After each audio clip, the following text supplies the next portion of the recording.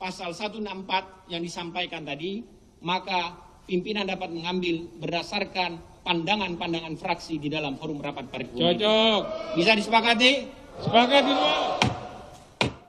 Rapat paripurna DPR RI mengesahkan rancangan Undang-Undang Cipta Kerja menjadi undang-undang.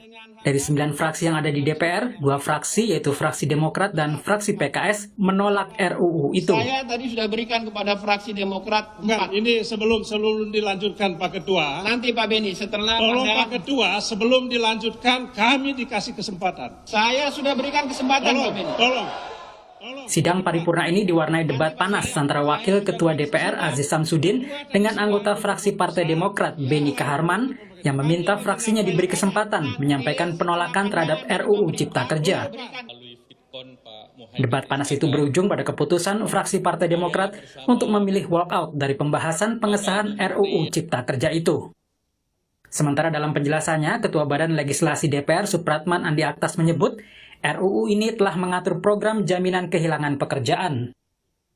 Sementara soal pemutusan hubungan kerja tetap sesuai dengan Undang-Undang Ketenagakerjaan.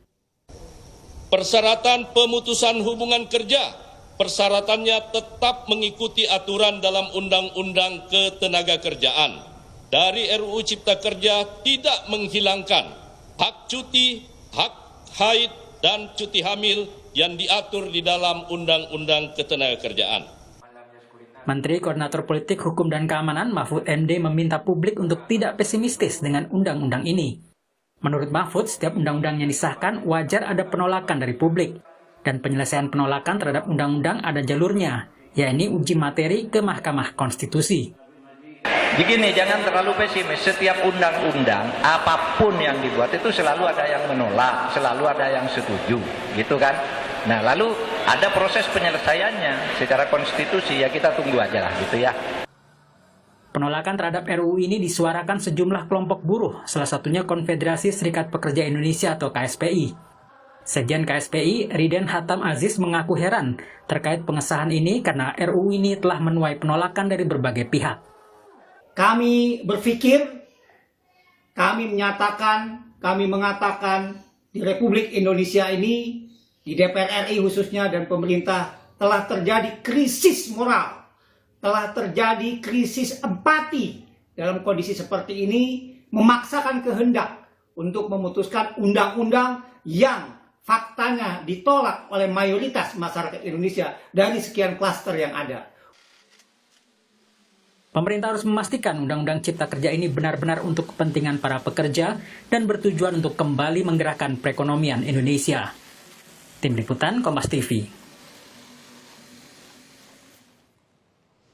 Saudara, bagaimana RUU Cipta Kerja yang sekarang sudah menjadi undang-undang? Benarkah demikian?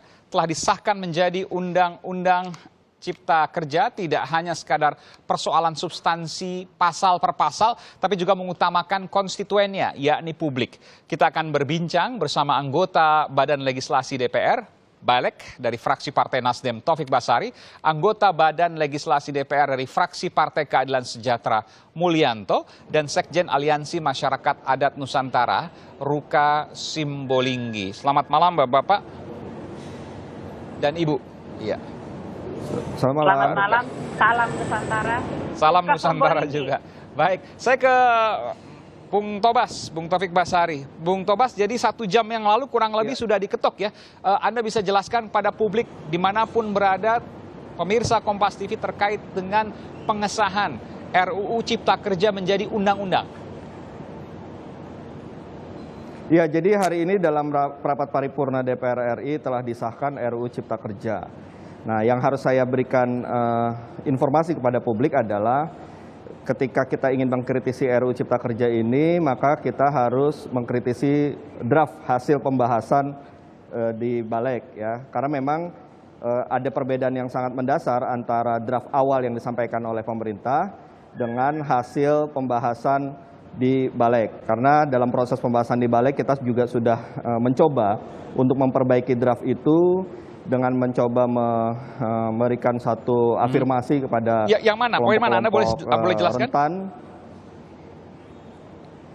Salah satunya misalnya di soal dihilangkannya sanksi pidana terhadap masyarakat yang turun-temurun tinggal di kawasan hutan, ya, yang tadinya itu dipidana, kemudian sekarang sudah tidak ada pidananya lagi. Kemudian terkait dengan ketenaga kerjaan, yang tadinya ada beberapa hak-hak yang dihilangkan seperti hak cuti, hak menikah, kemudian kedukaan, itu juga sudah kita kembalikan kembali ke undang-undang existing. Dan beberapa hal lagi, misalnya terkait dengan kemudahan dan fasilitas untuk pengusaha kecil juga kita coba masukkan di dalam RUU Cipta Kerja ini. Jadi beberapa yang kontroversial sudah coba kita akomodir dan kita perjuangkan. Tapi memang harus diakui masih ada beberapa hal yang tidak berhasil kita perjuangkan untuk dimasukkan dalam RUU Cipta Kerja ini. Khususnya yang paling menjadi hal yang terberat bagi buruh adalah soal pesangon. Yaitu juga buat kita juga cukup menyedihkan ya, kita sudah berusaha, tapi memang ternyata hasil akhirnya tetap seperti itu. Jadi dari 32 kali sebelumnya sekarang 25 kali, jadi turun 7 ya? Betul. Dan saya dalam kesempatan ini juga ingin meminta maaf kepada beberapa kalangan yang belum mampu kita perjuangkan aspirasinya di dalam RUU Cipta Kerja ini, tapi harus saya sampaikan juga bahwa fraksi-fraksi di DPR itu bukannya tidak berupaya untuk memperjuangkan itu semua. Proses ini kita lakukan dalam proses pembahasan dan bisa disaksikan oleh seluruh rakyat Indonesia. Jadi ya inilah hasilnya ya, terlepas dari kelebihan dan kekurangan yang ada.